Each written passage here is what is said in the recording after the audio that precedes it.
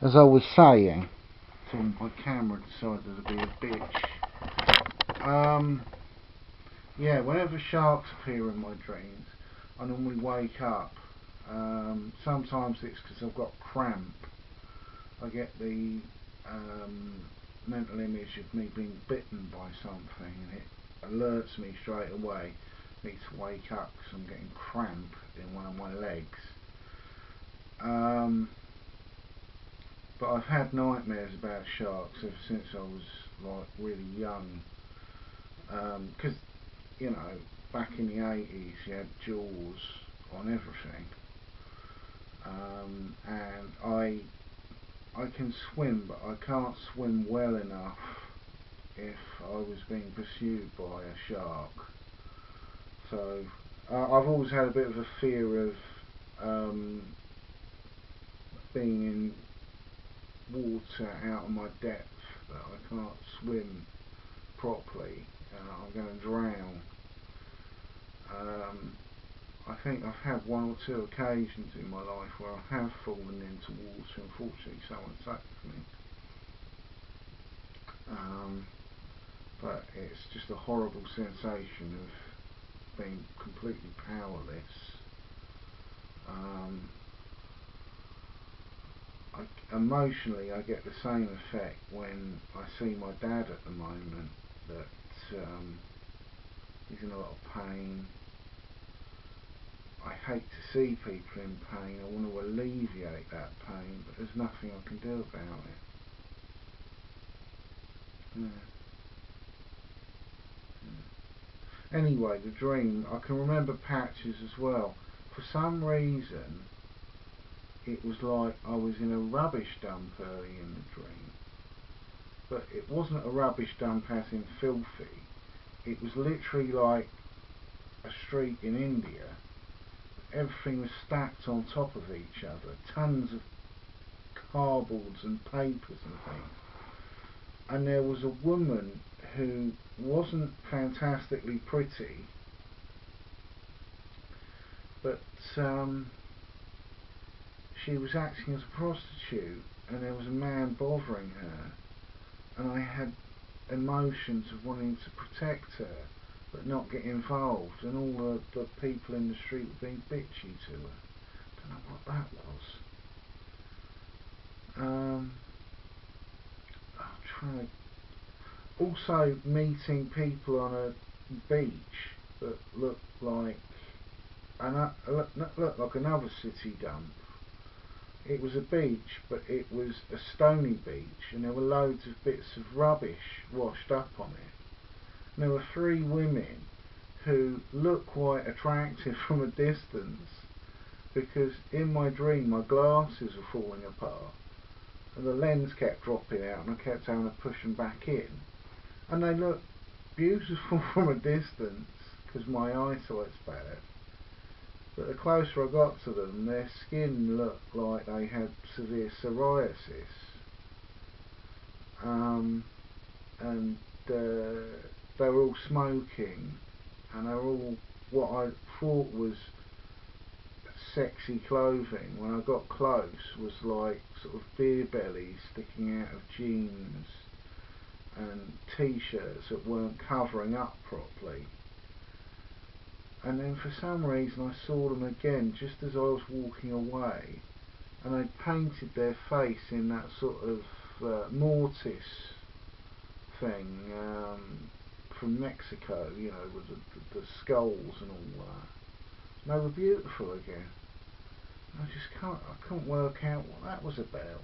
And I was at some like restaurant thing that was beautiful, and then they were talking about UKIP for some reason, and nationalism,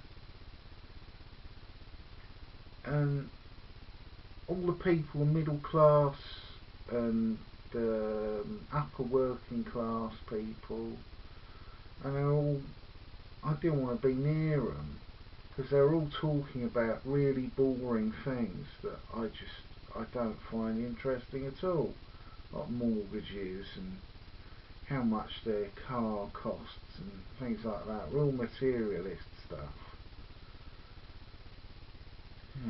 trying to catch bits that are still there. I know there was a lot of almost pornographic sex going on. I was walking past windows and I could see into them, and there were people in different colours riding around having sex, but not beautiful sex, sort of just everything looked worn out and aged and dirty. It's very odd. I can't really think of what caused it either. Maybe it was the undercooked food or whatever. Because I've played a lot of computer games and I've never really had a lot of nightmares or wacky dreams playing computer games. Apart from probably Legacy of Kain, and also the first time I played Tomb Raider 2 on the PC, my mum said that I was acting very, very strange when I was sleepwalking. And I used to sleepwalk a lot as a child, and I get a thing called night terrors where I'd make a lot of noise. Supposedly I still talk in my sleep. I feel a bit dehydrated. That might have been the reason why I was having a sort of wacky dream.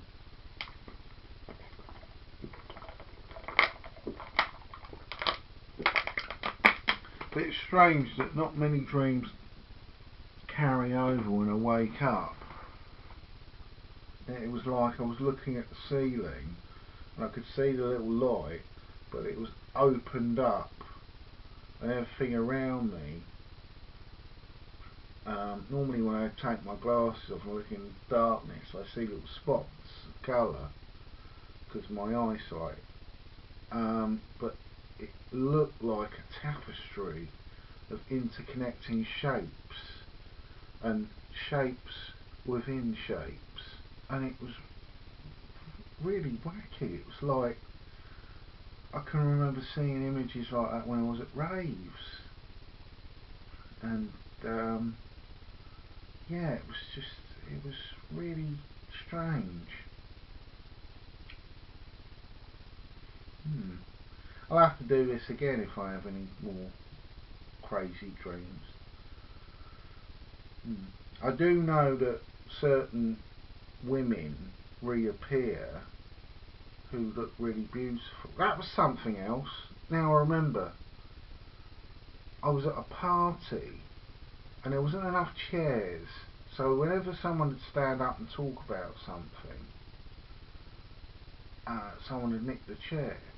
And I managed to sit down next to a really beautiful woman, and I was talking to her and her hair was changing colour as we spoke, and she was absolutely gorgeous, but she thought she was ugly, and her skin was really, really pale, a bit like Justine Jolie if you've ever seen pictures of her, and her eyes were changing colour and things like that. It's really wacky. The room I was in as well, it looked nothing like a regular room. It looked like a farmhouse. You know how, because of levels of paint and the shape, everything has a slight curvature to it. The room was like that, and everything was stark white and lots of slightly dirty looking sofas and armchairs and things, and people just talking about really wacky stuff. Fruit and vegetables on tables everywhere, and all the tables were made of mahogany, and for some reason it was so dark and dingy that I couldn't see the floor properly, and I couldn't even work out why I was there, because I'm never invited to parties nowadays. It's part of the reason why I've wanted so desperately to go on a college course. I want to meet interesting people and talk to them. other than Twitter. But yeah, bits still in there that are just on the edge. Just I wish I could hold it all in my mind. Have some invention that could record my dreams and I could walk around in them. Because a lot of dreams I don't have the third person perspective, I have the first person perspective. Like I'm looking out of my own eyes at the world. And usually my glasses start falling to pieces, which doesn't help. Yeah. And there's always bits of old style tech in my dreams that I can remember. Like sort of biplanes and things from the 1920s and Art Deco. I have a lot of dreams about slightly old-fashioned looking trains as well, where the interior of a train is way too big for a train. Like they're like corridors, but nothing has got a flat edge to it. Everything's slightly curved, a little bit like the film Solaris, the original, not the updated one. Everything looks like it's made of that sort of 70s plasticky look. And trains are long, they're corridor upon corridor, and sometimes I feel like I'm late for something. And I just get these vivid dreams. Yeah. I sometimes get wet dreams, but not as much as I used to. For a while I was trying to use the self-hypnosis thing of lucid dreams. I still sometimes have lucid dreams, but normally the warning of sharks will wake me up. Yeah. Anyway, I better go back to sleep. I just thought I'd share it with the internet. Yeah. I don't know whether it was warning me about something. I don't know. It's a dream. I don't get any flying dreams anymore. I used to get a lot of flying dreams. Not flying as in Superman flying, but I'd run and then I'd jump and I'd continue like I was in space. I wouldn't go very high, but I'd continue onwards. It's funny that the other one as well. I remember seeing a poster for Nightmare on Elm Street 2 at the cinema when I was going to see something else. I think it was Rock Lords or something like that. It was about 1984, 1985 type. And that image used to get into a nightmare I'd have about a building called Point Royal, and there was a massive underground car park that was dark all the time because of the shape of the building. It's quite a thing of beauty, Point Royal. I might have to get take the video camera down sometime, because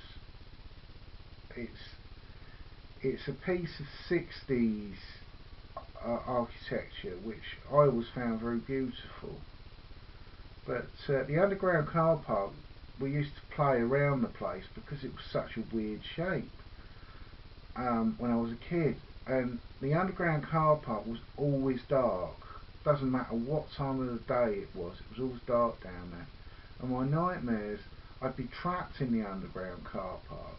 I couldn't see Freddy Krueger. I don't even know whether it was Freddy Krueger, because there used to be rumours about a really nasty sexual pervert living in Point Royal.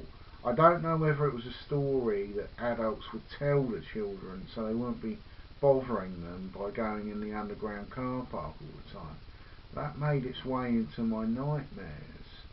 I used to have nightmares about being trapped down in the car park at Point Royal. Yeah. I had those nightmares for years. I used to have nightmares as well about Jaws, not the shark, from the James Bond film Moonraker and The Spy Who Loved Me. And I couldn't even look at him on screen. I'd literally, if my mum and sister were watching it, I couldn't watch it. But then years later, I watched it one, I think it was sometime about Easter. It must have been about 13, 14. Because this nightmare was for years and years. I couldn't see the bloke on screen without going. It was almost like a OCD type situation. I did have some weird OCD type things when I was a child. If I saw beads, you know,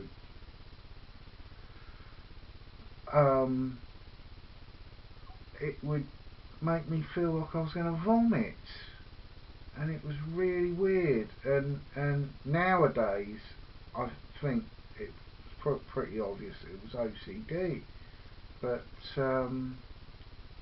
OCD about a character, I've never read a lot of stuff about that, and I was literally frozen with fear if Jaws was on the screen, because sometimes my dad would stick it on or something, say, oh, stay down here with us. I couldn't stand it. I'd be like, oh, and I'd have to go upstairs. My sister once tricked me as well, saying it was another James Bond film. We were watching it, all of a sudden Jaws came on screen. I literally ran out the room. I was so terrified. Yeah, I don't know what caused that either. That Jaws wasn't a particularly scary person. I think it may have been the teeth or the size. It was a very, you know, Richard Cole's 7'2", but the more I find out about him, the more fascinating the bloke is, and it's actually quite sad as well. I was reading about how a lot of his bones are bent because of his body weight, because of giantism, and he was still knocking around. I think about 2005 or something, I saw him on the TV, and he looked really ill because of the size thing. But he looked such a gentle and nice man as well. Most surreal thing I've seen him on recently was there's this woman I like watching her videos, a woman called Obscurus Lupa. Alison Pringle's her real name. I talk to her on Twitter sometimes, and she's really into 80s and 90s stuff, like the direct-to-video stuff. And she has a thing about the Barbarian Brothers, who are these two bodybuilders from the 80s. They were really wacky characters, and they were on a Japanese program, and for some reason Richard Kill was there with them. I was like, when I watched it, I thought, I literally had to rewind the video and watch it again. I was like, what the hell's he doing there?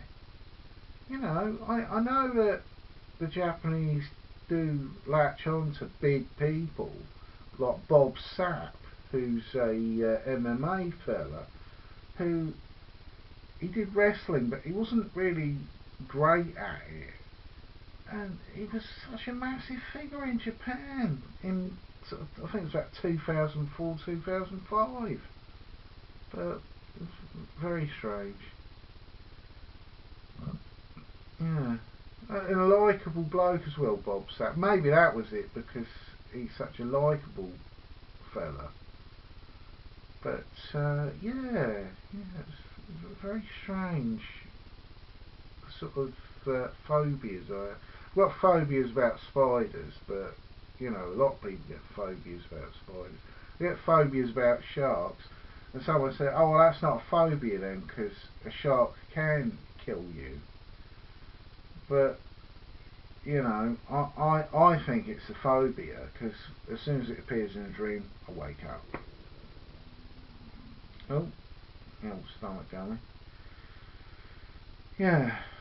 Anyway, I'll finish the video. I'll stick it up on YouTube if anyone's interested. Just sort of comment or tweet or whatever. Yeah, I do know that there's certain things that if I eat them, they'll give me dreams. Particularly if I eat something like blue brie before I go to sleep, or Camemboza, I will have dreams.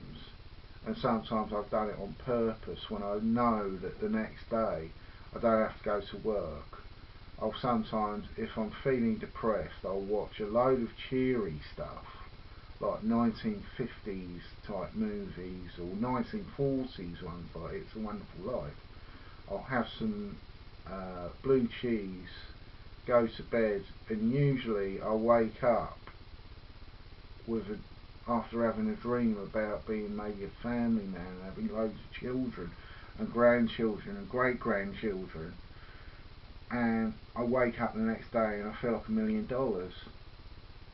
But yeah, that's why I like The Sims, in that it's the closest I've come to actually fulfilling the dream I always have of having a large family and having multiple wives and husbands.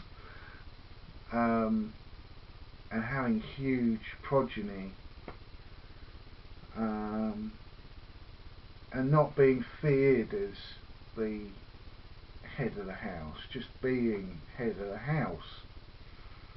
And yeah, I can't really go too deeply into it, but it's that emotional, that pride feeling. Sometimes I have dreams that I've got a son who's the first man to go to Mars, and Nobel Prize winner, and things like that.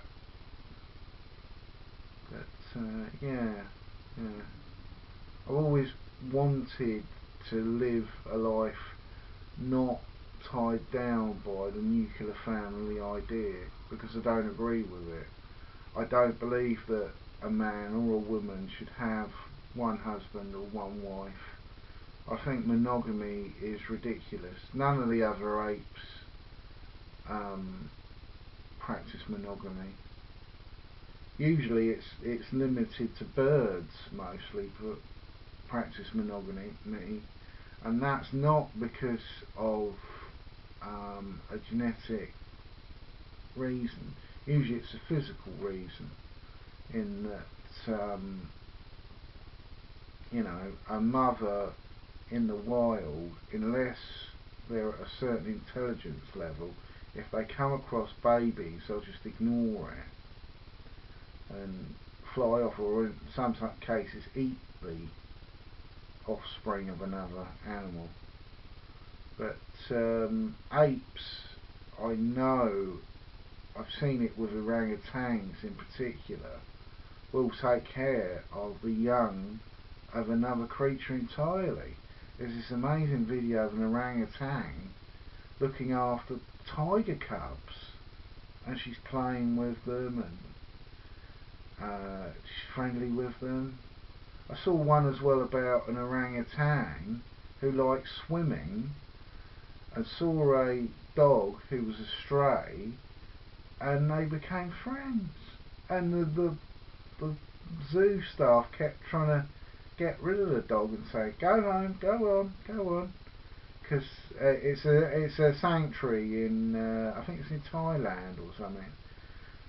And the dog wouldn't go home, and it kept finding ways back into the zoo. And now the dog sleeps with a orangutan, and you just wouldn't think that.